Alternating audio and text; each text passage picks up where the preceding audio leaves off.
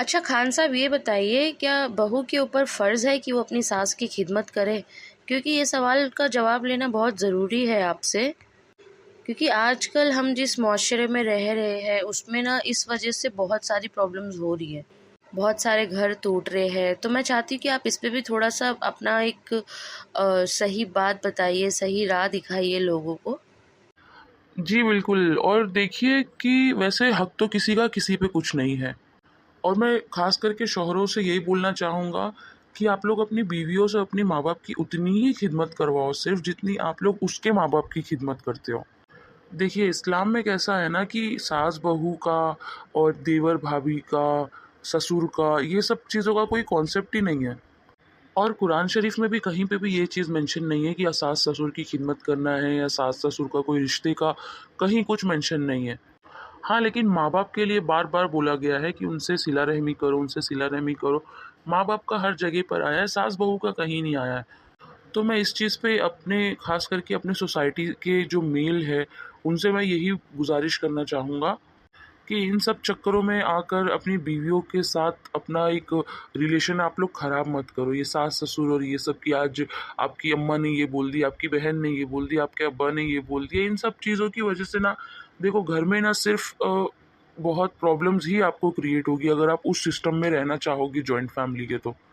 और देखो joint family में अगर आप रह रहे हो तो उसमें इस्लाम का अपना जो एक रूल है, सबसे मेजर रूल है, वो ब्रेक होगा। क्योंकि जब जॉइंट फैमिली में रहेंगे तो पर्दा वो औरत कैसे करेगी? मतलब कि ससुर भी उसी घर में है, देवर उसी घर में है और अगर कभी ननद का है, आदमी आ गया तो वो भी वहीं आएगा। एक ही घर में रहकर वो पर्दे का कुछ पॉसिबल है ही नहीं, वो हो ही नहीं पाएगा। हाँ, अगर आपको अपनी बीवी को उस सिस्टम में रखना है तो आप लोग उसको एक अलग से पूरा एक उसका पोर्शन लेके दीजिए, जो पोर्शन में उसका एक अपना पर्सनल किचन हो, पर्सनल बाथरूम हो, उसका अलग से एक अपना बेडरूम हो। मतलब भले वो एक ही रूम हो, एक रूम में आप सब बना दो लेकिन उसका हो। उसकी इजाज़त के बिना ना उसमें कोई आ सकता है, ना उसमें कुछ आके कोई कोई हरकत कर सकता है। क्योंकि जॉइंट फैमिली में बहुत होता है ये चीज़ कि कभी अगर वो औरत कहीं गई है तो पीछे से आदमी की बहन आके कुछ ताक-झाक करने में लग जाती है, कभी उनकी अम्मा आ जाती है, जिस वजह से बहुत प्रॉब्लम्स भी क्रिएट होती है, फिर झगड़े, लड़ाई वगैरह-वगैरह। तो इससे तो बेटर ही है कि आप उसको अलग ही रखो, अगर आपकी कैपेसिटी नहीं है उसको अलग रखने की, तो आप उसको एक ऐसा उसका पोर्शन बना के दो जो सिर्फ़ उसका हो। और इस सूरत में भी आप उससे ये उम्मीद मत करो कि वो आपके अम्मा को रोटी बना के खिलाए, आपकी अम्मा की खिदमत करे। हाँ, अगर वो कर रही है, तो वो उसका बड़प्पन है और वो बड़े हैं, उनकी इज़्ज़त करना एक अलग बात है। मतलब वो इज़्ज़त तो बेसिक चीज़ है, वो हर कोई करता ही है, अगर वो सामने वाला इंसान उस लायक हो तो। लेकिन अगर आप उस पे थोपोगे कि नहीं-नहीं मेरे माँ-बाप हैं, तुमको ये करना ही पड़ेगा और अगर वो ना करे तो उसको 10 गालियाँ दोगे, 10 जूते मारोगे, तो ये बहुत गलत चीज़ है। औरत पे हाथ उठाना सबसे बुरी चीज़ है। अच्छा खान साहब अब जब ये माँ-बाप और सास-ससुर वाली बात निकली ही है, तो मैं आपसे एक सवाल पूछना चाहूँगी कि क्या शौहर अपनी बीवी को रोक सकते हैं अपने माँ-बाप से मिलने के लिए? अपने मतलब बीवी के माँ-बाप से मिलने के लिए? क्योंकि हम ऐसे भी केसेस देखते हैं जहाँ पे औरत को अपने माँ-बाप से सालों-साल मिलने नहीं दिया जाता है और अगर वो वहाँ जाना चाहे तो उसके ऊपर अलग-अलग तोहमत लगती है कि हाँ, इसकी माँ ने इसका घर ख़राब कर दिया, इसकी माँ इसको चढ़ाती है या कुछ भी अलग-अलग बात ससुराल वाले बना देते हैं उस बात को लेकर जिस वज़ह से उसको अपनी माँ से मिलने नहीं दिया जाता है। तो इस पे भी मैं चाहूँगी आप थोड़ी रोशनी डालें। देखिए, इस्लाम में ये सब चीज़ें नहीं है, ये सब लोगों की बनाई हुई है। ना अल्लाह ताला ने कहीं भी ये चीज़ नहीं बोले है कि उसका माँ-बाप से उसको ना मिलने दो या आप उसके ऊपर कोई ज़्यादती करो, ये सब चीज़ है ही नहीं अपने इस्लाम में, ये सब लोगों का बनाया हुआ है।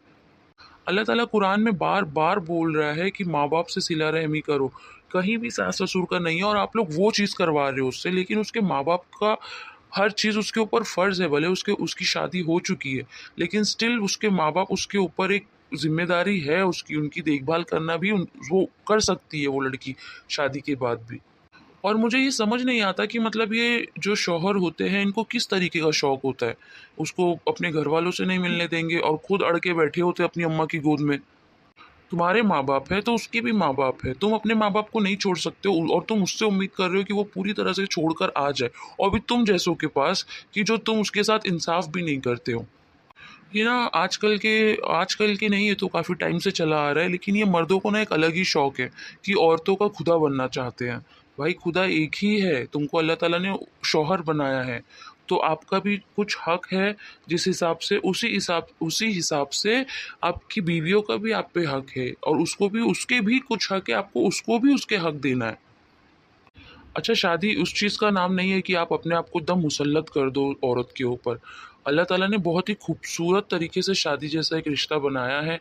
आप लोग अगर उसको इस्लाम के तरीके से, उसी मुसलमानों भाई आप लोग उसी तरीके से फ़ॉलो करो, ना कि आप लोग कल्चर फ़ॉलो करो। कल्चर आप जब तक नहीं फ़ॉलो करना छोड़ोगे, जब तक आपकी लाइफ़ में प्रॉब्लम्स होंगी ही। आप इस्लाम को फ़ॉलो करना चालू करो, देखो आपकी लाइफ़ बहुत ईज़ी हो जाएगी। अल्लाह ताला ने कुरान में आदमी और औरत को एक दूसरे का लिबास बोला है। तो आप लोग सोचो कि ये कोई खुदाई दावे करने वाला रिश्ता नहीं है, ये एक दूसरे को समझ के पार्टनरशिप आप उसको बोल लो एक तरीके का, कि आप उसको समझो वो आपको समझे, आप उसके लिए करो वो आपके लिए करे, ये ऐसी चीज़ें होती है। अगर आप ये उसके साथ अड़ीबाजी करने पे आओगे कि ये तुझे करना ही है, जबकि वो उसका काम नहीं है। फ़र्ज़ तो आपके ऊपर है कि आप उसको खाना, कपड़ा सब कुछ दो, उसकी पूरी ज़िम्मेदारी उठाओ, यहाँ तक कि उसको पका-पकाया देना आपका फ़र्ज़ है। आप तो वो होता नहीं है, आपसे उठ के एक गिलास पानी तो लिया नहीं जाता है।